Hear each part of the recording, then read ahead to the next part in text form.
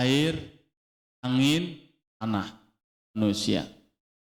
Ya, kemudian semuanya punya makna tentang keikhlasan.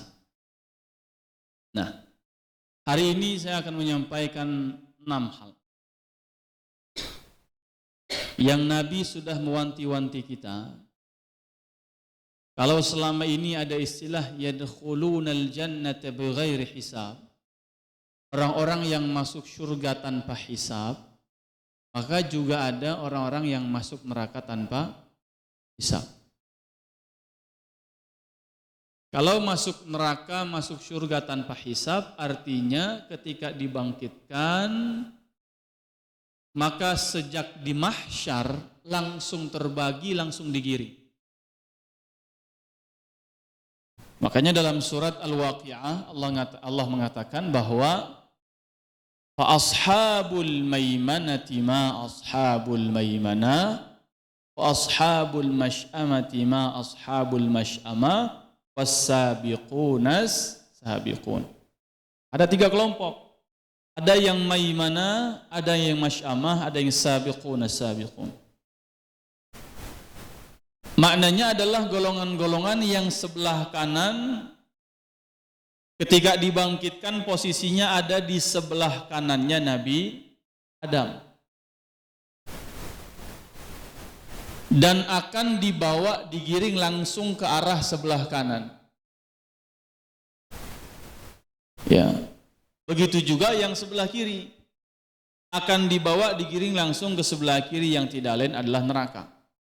Maka sudah tidak lagi melampaui atau melewati fase-fase tentang mizan, hisab, kemudian sirat, ya.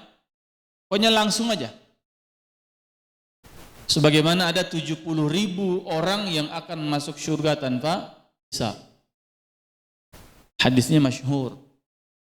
Yang kemudian salah seorang sahabat Nabi Ukasyah minta, ya Rasulullah doakan saya supaya menjadi satu di antara 70.000 itu. Kata Nabi, saya doain kau. Kau termasuk satu di antara 70.000 itu. Kemudian sahabat yang lain juga minta, ya Rasulullah saya juga mau dong. Kata Nabi, sabaqaka Ukasyah. Anda sudah dahuluan oleh Ukasyah. Sudah keduluan. Nah, hadis ini menerangkan bahwa sittatun yadkhulunan nara bighairi hisab. Ada 3 golongan, ada 6 golongan yang akan masuk neraka tanpa hisab. Yang pertama adalah al-umara bil jur. Para amir, para pemimpin, para penguasa yang berkuasa dan memimpin dengan kezaliman.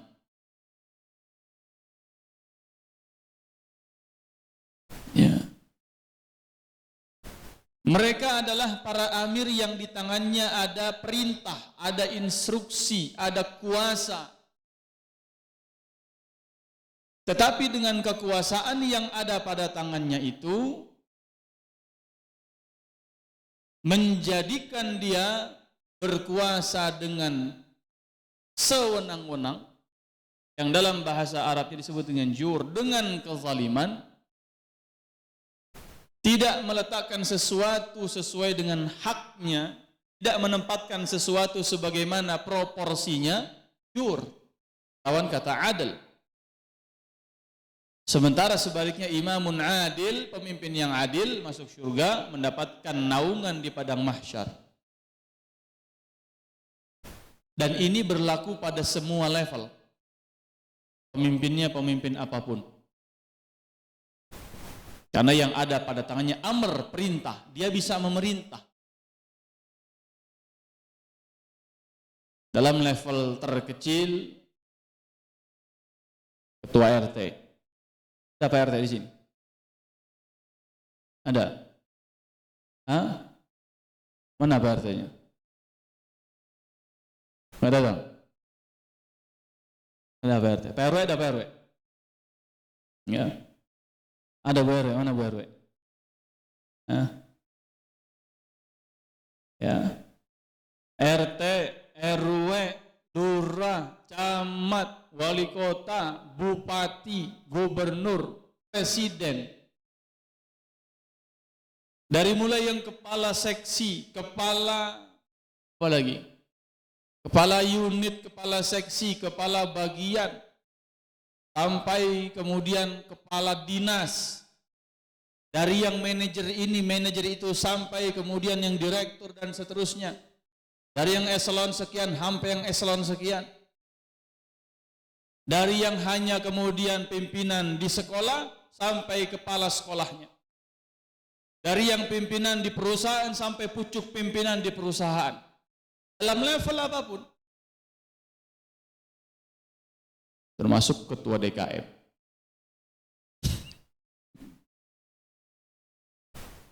Ketua majelis taklim. Semua yang pada tangannya ada amr, ada perintah, ada instruksi. Jika memerintah, berkuasa, memimpin dengan jur, dengan kezaliman. Ada yang kemudian tidak terbagikan secara proporsinya. Ada yang kemudian tidak merasa diayomi haknya. Ada yang merasa kemudian terzolimi segala kepentingannya. Hati-hati dengan kepemimpinan. Hati-hati dengan amanah kekuasaan. Karena konsekuensinya luar biasa. Ketua panitia Muharram siapa? Ada di sini. Ya. Besok katanya ada santunan yatim, betul? Biasanya ada di sini kan? Hati-hati. Ya, kalau di masa Covid yang lalu, ya kalau dalam hal pembagian bansos, apalagi namanya itu, ya PH keluarga harapan itu? PHK ya, PKH kok PHK? Ini mentang-mentang habis di PHK ingatnya PHK ya PKH ya luar biasa karena dia pimpinan di satu lingkungan maka yang dapat misalnya keluarganya doang. Betul tuh, siapa tuh yang teriak? Ya, itu kayaknya korban yang nggak dapat itu. Hati-hati. Kalau ada kepemimpinan dengan kezaliman yang berhak tidak dapat, yang tidak berhak malah dapat. Karena jur lawan kata adil. Adil itu adil menempatkan sesuatu sebagaimana porsinya. Yang hak dikasih, yang tidak berhak tidak dikasih. Ketika dia sebagai kepala HRD, ada 3 orang yang daftar. Tetapi yang diterima justru yang punya dekatan relasi. Yang satu dia sudah lulus kualifikasi. Semua persyaratan dipenuhi. Tes seleksinya pun lulus. Tapi karena tidak punya koneksi. Akhirnya tersingkirkan. Saya baru baca tadi sore berita di TV ya. Saya baru pulang dari rumah sakit, nonton di ruang perawatan rumah sakit. Katanya ada yang serta paskibra tingkat nasional yang tiba-tiba gugur. Wallahu a'lam ada apa saya nggak tahu lah. Cuman yang tahu biasa tentang itu ya sama-sama ngangguk lah kira-kira begitu. Ya. Kalau kemudian yang meloloskan segala sesuatu hanya karena koneksi, maka jangan-jangan kita terjebak menyalahgunakan kekuasaan kita. Bayangkan ketika ada orang yang sebenarnya dia butuh dengan pekerjaan itu, semua prasyarat dia penuhi, dia sudah bayar ini, bayar biaya administrasi dan seterusnya. Seleksi pun dia ikuti. Waktu dia korbankan, ternyata tidak lulus hanya karena sesuatu yang sifatnya tidak resmi dan ilegal. Kebayangkan berapa orang di balik orang tersebut yang bisa jadi terzalimi. Nafkahnya tidak tersalurkan, mungkin dengan gaji yang bisa dia dapatkan dia bisa ngobatin orang tuanya sakit dan seterusnya. Maka satu kezaliman Dan Nabi akan berbuntut dengan banyaknya kezaliman berikutnya. Hati-hati dengan satu saja tindakan kezaliman. Kita zalim kepada seseorang, bisa jadi di belakang itu ada yang rentetan berikutnya yang terzalimi. Fitnah kita kepada satu orang bisa jadi menjatuhkan bukan hanya orang yang dia fitnah, tapi juga keluarganya, anaknya menjadi malu keluar, jadi putus sekolah dan lain sebagainya. Semua hanya karena tangan-tangan yang berkuasa. Ya. Itu yang pertama. Al-umara bil jur. Hati-hati. Nah, Bapak Ibu sekalian yang dimuliakan Allah Subhanahu wa taala. Ya. Hari ini istimewa ya. Biasanya dibagiin gelas-gelas ya. Sekarang langsung botolnya, Masya Allah. Ya. Ya. Biasanya ada rasanya begitu ya, ada warnanya begitu. Alhamdulillah. Mungkin buat kebuli besok pagi itu ya, digantinya sama kebuli besok pagi. Wallahu a'lam. Ya. Saya lihat nggak dapat semua ini. Ya. Ini Bapak nggak dapat airnya. Jangan sampai terjadi kezaliman ini di sini.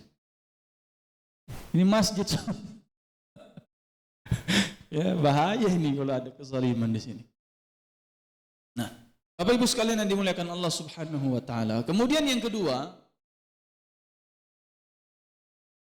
wal arabu bil asabiyyah, hati-hati dengan fanatisme.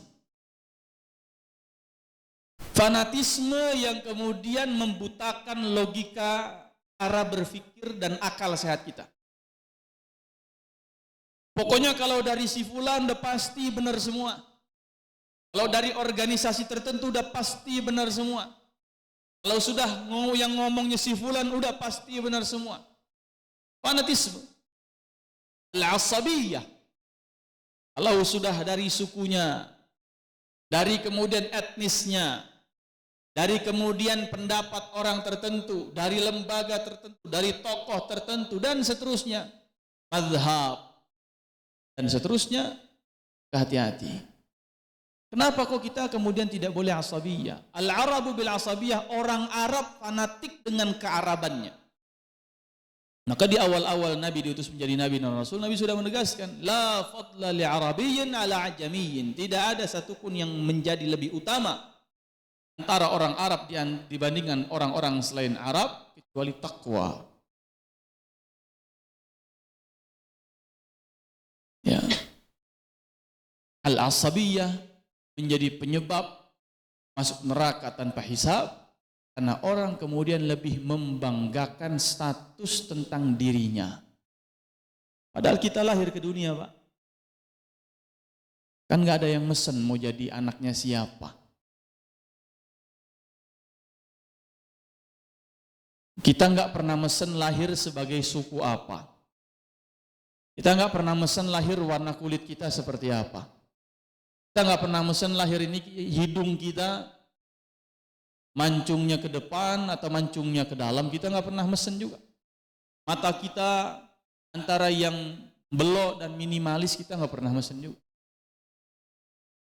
Ya. Antara yang tinggi dan yang kurang tinggi begitu ya. Bukan pendek, kurang tinggi saja. Ya. Kita nggak pernah pesan. Ya. Tapi kenapa kemudian banyak orang yang suka membangga-banggakan tentang status dirinya, tentang keasabiahannya. Saya ini adalah keturunan si fulan. Saya turunan fulan. Turunan saja dibanggakan, yang tanjakan saja tidak. Ya. Yang belokan juga nggak ada yang bangga-banggai. Kenapa turunan si fulan dibangga-banggai? Ya. Saya juga turunan Nabi Adam. Selesai. Betul. Apakah menjadi jaminan bahwa Anda turunan si fulan Anda pasti surga? Tidak. Yang dekat dengan Nabi saja, Abu Talib, dia masuk surga.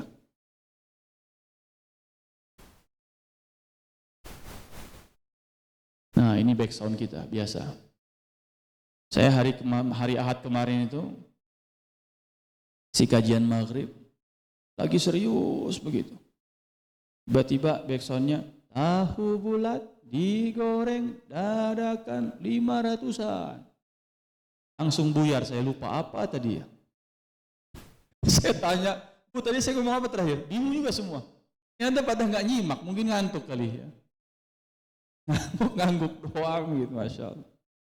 Ya. Inilah indahnya kita ngaji itu tengah-tengah masyarakat begitu. Kita tunggu berapa menit lagi, apalagi yang lewat insya Allah. Lagunya mungkin yang lain. Ya. Jadi wal arabu bil asabiyah. Sekarang banyak orang yang asabiyah dengan pendapat, dengan mazhab. Padahal Imam Syafi'i saja, Imam Abu Hanifah saja, mereka berdua guru dengan murid. Imam Malik, Imam Syafi'i guru dengan murid. Imam Syafi'i, Imam Ahmad guru dengan murid. Perbedaan pendapat biasa. Dan perbedaan pendapat bukan untuk membuat kita merasa benar dengan pendapat kita. Ilmu itu sebagai landasan kita beramal, bukan dalam rangka menghajar orang lain, bukan dalam rangka menyalahkan orang lain, bukan dalam rangka menyesatkan orang lain. Ya. Kalau kita sudah terbiasa dengan perbedaan pendapat, maka sebenarnya juga kita harus sudah terbiasa dengan perbedaan pendapatan, kan begitu. Karena biasa yang bikin dongkol itu kalau pendapatan sudah disinggung berbeda. Ya, akhirnya apa? Pendapatnya itu mau nggak mau dikekeh-kekehkan, dibela mati-matian. Nah kalau sampai tidak dibela, pengaruhnya ke pendapatan tadi itu. Pendapatku bisa jadi benar, namun pendapat imam yang lain pun bisa jadi lebih benar. Imam Syafi'i mengatakan begitu. Abu Hanifah mengatakan selama ada pijakan dalilnya ambil. Tidak menutup kemungkinan yang lain mengambil pijakan dalil yang lain, silahkan. Bertahun-tahun kita berada dalam satu iklim di mana kaum muslimin berbeda penetapan satu Syawal dan 10 Zulhijjah. Jadi Ustadz yang benar yang mana ini? Ru'yah atau hisab katanya. Jadi yang benar yang mana ini? Pemerintah, Muhammadiyah, NU atau apa ini? Ya. Sekarang saatnya ternyata tidak ada yang berbeda pendapat tentang tanggal 1 Zulhijjah, tentang 1 Muharram. Ya. Yang berbeda itu biasanya yang ada sidang isbatnya. Paham ya maksud saya? Kalau nggak ada sidang isbatnya, insya Allah nggak ada perbedaan itu. Kok bisa sama? Giliran ada sidang isbatnya kok berbeda? Akan gitu. Ya. Ketika kita menetapkan dalam konteks banyak cara peribadatan kita, banyak sekali terjadi perbedaan di antara kita. Salat yang baru saja kita tunaikan pun tidak ada satupun yang sama seragam 100% dalam hal tata cara mengerjakan salat. Lantas kenapa kita harus ta'assub? Ta'assub yang membuat orang kemudian masuk neraka tanpa hisab adalah ta'assub asabiyah, ketika dengan asabiyahnya merasa paling benar dan menyalahkan yang lain. Maka anggap sesuatu yang biasa saja. Ya. Hari Ahad subuh kemarin di salah satu masjid subuh, kata ketua DKM-nya, Ustadz, kami ini sebagai ketua DKM ini harus memagari masjid. Ya. Dari hal-hal yang kemungkinan aliran-aliran yang aneh, aliran-aliran yang mungkin sesat.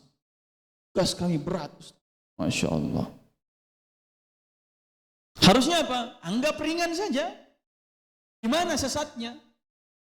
Ayo kita diskusi. Anda punya amaliyah apa? Ayo, mana dalilnya? Selama Anda punya dalilnya, pegangannya, rujukannya, kata Abu Hanifah, itu mengamalkan sunnah Nabi. Kalau saya tidak dapat dari Al-Quran, kata Abu Hanifah, saya cari dalam hadis ada atau tidak. Kalau saya tidak dapat dari hadis, saya ambil ada nggak satu saja sahabat yang mengatakan tentang itu. Kalau ada, itu yang saya jadikan sebagai dalil. Cukup hanya satu perkataan sahabat bisa menjadi dalil. Apa intinya? Selama ada rujukannya, ada pegangannya, ada pijakannya, maka itu bisa diamalkan. Jangan berbeda sedikit tiba-tiba langsung merasa aneh. Wah, ini aliran apa ini? Ya. Ini ajaran mana ini? Ya. Kemarin ya, mana bapaknya Ilham? Bapaknya Ilham. Jadi bapaknya Ilham? Ah ya. Saya di pesantren kemarin ketika kedatangan santri baru sengaja, ya, oh nama bapaknya Ilham, namanya Fitri. Oh iya Pak Ilham Maulan, iya Pak Ilham. Ya salah saya, mohon maaf ya. Ketika di pesantren kemarin kita sengaja meminta musyrif Al-Quran kita membaca surat Ad-Duha dengan bacaan Warash, riwayat Warash Syatibiyah. Yang cara bacanya itu wadduha wal laili idza saja ma wadda'aka rabbuka wa ma qala walal akhiratu khairul laka minal ula. Ada bacaan begitu. Kalau kita kemudian bilang, wah ini pesantren siapa ini? Sesat kayaknya Ustaz Azam ini. Ya. Kalau kita selama ini membacanya ya wadduha, boleh. Ada riwayatnya, ada dalilnya. Yang wadduha ada riwayatnya, ada dalilnya. Kadang kita baca Ibrahim, kadang kita baca Ibrahim, boleh, ada riwayatnya. Ya. Sehingga yang paling penting apa? Bukan dengan asabiyah kita menyesatkan, menyalahkan orang. Tapi asabiyah terhadap ilmu dalam rangka menjadi pijakan kita dalam beramal. Kita tidak punya hak menghakimi nerakanya seseorang. Tugas kita adalah mengajak sebanyak-banyaknya umat Nabi Muhammad SAW masuk surga bersama-sama dengan kita. Itu yang paling berat. Sudah di masjid, berbeda pendapat, dipermasalahkan. Padahal tugas kita adalah mempermasalahkan yang belum datang ke masjid. Gimana nih kita yang di masjid di luar ini, gimana supaya bisa masuk? Itu tugas DKM. Bukan kemudian kontok-kontokan dengan yang sudah ada di dalam. Nah, ini tentang ya al-arabu bil asabiyah. Kemudian yang ketiga, termasuk yang masuk neraka tanpa hisab adalah waddahaqina bil kibr, raja-raja kecil yang sombong. Nah ini yang berikutnya, roti, ya. Apa kita nikmati saja, ya. Walaupun dari tadi rotinya belum ada ini, ya. Baru tukangnya doang yang lewat ya.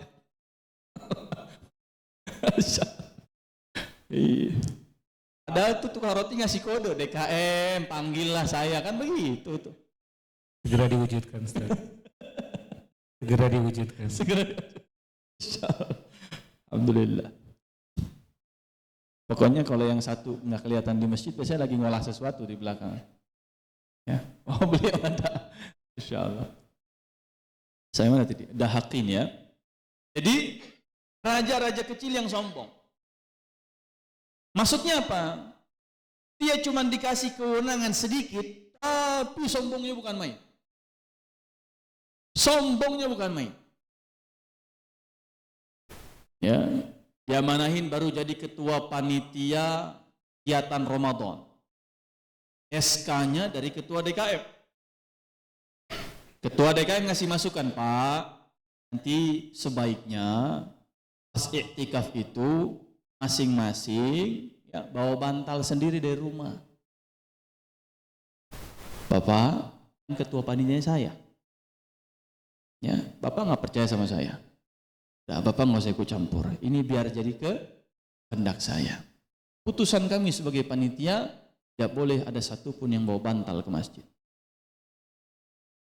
Bukan tentang keputusannya, tapi dalam rangka mensikapi dengan kesombongan. Padahal baru jadi penguasa kecil. Ya. Kemarin diangkat jadi panitia penyembelihan hewan kurban. Sibuknya melebihi presiden, bukan main. Ya. Jalan sudah tidak lagi melihat ke tanah. Ya, mendongak saja. Ya, golok di sebelah kanan, pisau di sebelah kiri. Ya, buat ngasah pisau di belakang. Pakai kalung tulisannya ketua panitia. Ya, ada begini, ada. Ya. Subhanallah. Apa yang membuatnya kemudian masuk neraka tanpa hisab? Kata Nabi, la yadkhulul jannata man kana fi qalbihi mithqalu habbatin min khardalin min kibr. Tidak akan masuk surga orang-orang yang dalam hatinya ada kesombongan walaupun sebesar biji dzarrah, sebesar biji sawi. Kalau Firaun sombong, tanda petik pantas. Apa? Allah kasih kekuasaannya banyak besar. Nah, kalau baru dikasih kekuasaan yang kecil, jadi raja-raja kecil, ya, sombong, ya Allah, ya, kayaknya nggak keren banget Pak. Firaun ente nggak bisa masuk surga, ente sombongnya kagak ketulungan, wajar. Pak RT ente nggak bisa masuk surga, kenapa? Jadi RT udah sombong lu, nah kan nggak lucu Pak. Cuman jadi RT misalnya, tapi bukan main, sombongnya luar biasa misalnya. Nah ini insya Allah nggak ada di RT, lingkungan Miftahul Jannah nggak ada, insya Allah. Oh yang amin sedikit ini, kayaknya suara hatinya terpendam kayaknya. Ya. Mau minta tanda tangan susah. Ya. Di rumahnya meminta tanda tangan ada kotak, ya. Bukan kotak saran, bukan, ya. Ada aja yang perlu dimasukin di situ. Baru jadi RT, ya. Kalau nggak ada yang dimasukin, ya besok-besok minta tanda tangan lagi, ya. Pak RT lagi keluar, kagak ada, ya. Kejadian. Saya dapat cerita dari salah seorang RW soalnya. Salah seorang RW di Kecamatan Cimanggis, itu cerita, saya komitmen saya ketika jadi RW, saya nggak pernah akan naruh kotak infak atau kotak apapun di rumah saya. Warga mau pindah tanda tangan, saya kasih tanda tangan. Stempel, saya kasih stempel. Saya mainnya nggak di situ, Ustaz. Mainnya yang lain aja katanya. Terus sama aja sebenarnya. Yang kecil-kecil orang saya nggak main katanya.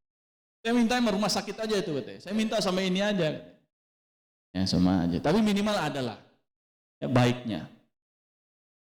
Jangan sampai amanah-amanah yang Allah berikan membuat kita kemudian merasa besar. Padahal yang sedang dikasih hanya sesuatu yang kecil saja sebenarnya. Nah ini yang ketiga. Yang keempat, jamaah sekalian yang dimuliakan Allah Subhanahu wa taala, wat-tujjaru bil kadzib, para pedagang yang bohong. Sekarang banyak yang bisa terfasilitasi dalam dagangannya untuk bisa berbohong itu banyak. Apalagi era sosial media. Ya. Gambarnya cakep banget. Ya. Tapi kenyataannya pas dikirim, ya Allah. Ya. Jauh dibandingkan apa yang ada dalam foto. Banyak yang edit. Kita bilang beras ini bagus. Atasnya, bawahnya, ya Allah, itu udah isinya kutu aja, batu aja, pasir, semen, batu bata. Ya, padahal beras. Ini soalnya kejadian, istri saya dapat beras, ketika dia masih kerja, dapat beras. Idul Fitri, Lebaran, dapat kayak apa parsel Lebaran, begitu kan? Beras, bawa ke rumah. Saya mengatakan apa? Lebih bagus empur ayam dibandingkan beras itu. Empur ayam ya? Ya, apa makanan buat ayam. Ini apa? Enggak kita makan, kasih aja ayam. Karena milihnya aja susah Pak. Mana berasnya mana? Ya Allah, cuci berkali-kali masih aja butek itu. Apa yang kita mau makan? Ya. Nah kita nggak tahu apakah pihak tempat istri saya kerja juga dibohongin sama pedagang, kita nggak tahu. Tapi itu kenyataannya. Ya. Ketika kita beli buah di pasar, disuruh cobain kan? Manis nih Pak, manis nih Pak. Ya. Lah wajar, kenapa? Sudah dipilih. Apa iya mungkin kita nyobain semua buahnya? Kan nggak mungkin. Nggak mungkin. Kita kadang-kadang juga tertipu dengan apa? Dengan bahasa-bahasa endorsement. Orang iklan pasta gigi, kita lihat giginya putih. Kita beli odol dari kecil sampai sekarang, perasaan nggak pernah putih kayak itu giginya. Padahal pasta giginya yang dia cuma dikasih ujungnya doang itu, kita udah sampai satu sikat gigi full lagi. Ya, nggak pernah putih. Ada satu podcast waktu itu, salah seorang artis, dia bilang, saya diminta jadi model iklan. Itu model iklannya dia bilang, itu pelembab kaki. Ya, pelembab kaki. Tapi kata dia, itu yang digunakan apa? Kakinya kaki saya, wajahnya wajah Dian Sastro katanya. Kenapa? Karena wajah dia nggak cocok sama kakinya begitu. Kan sudah penipuan. Ya. Sudah penipuan. Tujar bil kadzib. Jangan sampai kita menjual sesuatu dengan kemasan-kemasan yang berbohong. Apa adanya saja. Ya. Yang busuk dibilang busuk, yang asam dibilang asam, yang kecil ukurannya dibilang kecil, yang L bilang L, yang XL bilang XL. Warnanya apa? Bilang warnanya itu. Sehingga tidak terjerumus kepada dagang yang dusta. Padahal siapapun menjadi pedagang yang jujur, at-tajirus shadiq kata Nabi. Dagang yang jujur satu surga bersama dengan Nabi dan Rasul. Bayangkan. Kita enggak sehidup dengan zaman Nabi, tidak pernah bertemu dengan Nabi, tidak pernah menyaksikan melihat Nabi, tapi bisa satu surga dengan Nabi. Syaratnya apa? Salah satu yang memungkinkan adalah bagi pedagang yang senantiasa jujur. Ada bilang ada, nggak ada bilang nggak ada. Minggu lalu saya beli sarapan nasi uduk, harga satu nasi uduk 6.000. Saya bilang dari awal, Pok, ini saya bawa duit 100.000, ada kagak kembalian? Tanya gitu. Tadi ada start. Dibikin nasi uduk satu. 6.000 kan? Kasih duitnya. Ukurin dulu dah belanja apa kayak kata dia. Lu nyuruh-nyuruh gua. Tadi bilangnya ada.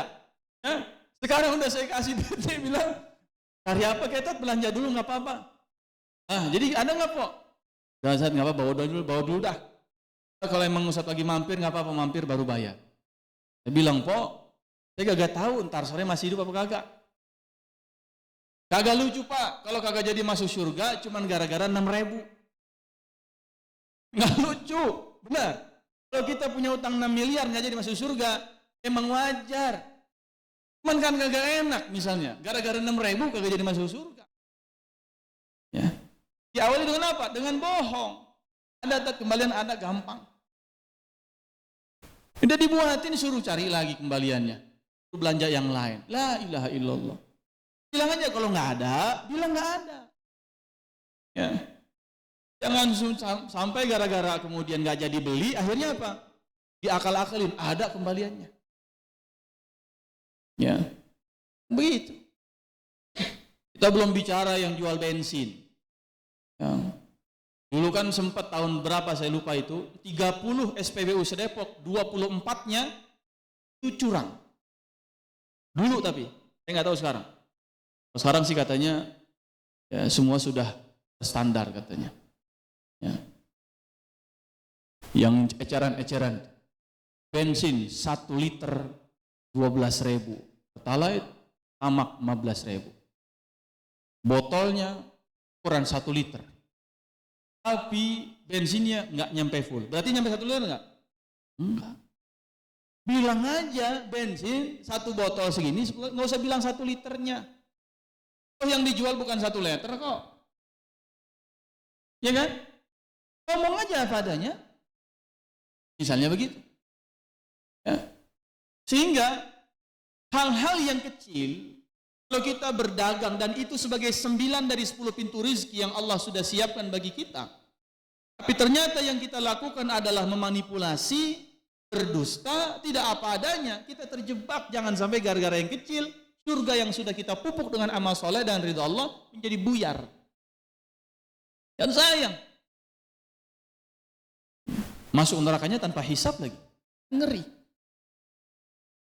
Begitu. Ya, ini yang keempat. Kemudian yang kelima adalah wal ulama bil hasad. Para ulama yang hasad, yang dengki. Senang dengan susahnya orang, susah dengan senangnya orang. Senang melihat orang susah, susah melihat orang senang. Tetangga, orang hasad itu, tangga biasanya lebih hijau rumputnya. Tapi jangan salah, rumput hijau biasanya rumput plastik. Ya kan? Cuma rumput plastik, rumput palsu yang hijau. Kita melihat segala sesuatu itu dengan kacamata kita yang bisa jadi palsu di depan mata kita. Ulama yang hasad, ulama yang apa? Ulama yang tidak suka ketika ada orang lain yang berilmu seperti halnya dirinya, lebih didengar, lebih banyak mungkin jamaahnya, lebih diakui kredibilitasnya, lebih didengar pendapatnya. Nah, orang yang kemudian dalam konteks ini, Bapak, jangan lihat YouTube dia ya. Ustaz itu YouTube-nya itu sesat itu. Mana ada begini begitu dan seterusnya. Saya tahu kok kecilnya dia gimana. Saya tahu kok dia di belakang itu seperti apa. Saya tahu kok akhlak dia seperti apa. Enggak usah. Bagaimana kalau misalnya ulamanya saja sudah hasad, apa yang terjadi pada umat? Maka jangan ngadu domba para ulama. Ya. Ustaz, bagaimana pendapatnya tentang ulama fulan? Jangan pernah kemudian mengeluarkan statement yang mencerminkan hasadnya kita dengan seseorang. Apalagi dalam konteks keilmuan. Nah, ini sudah waktu azan ya. Baik. Silahkan, ada yang azan?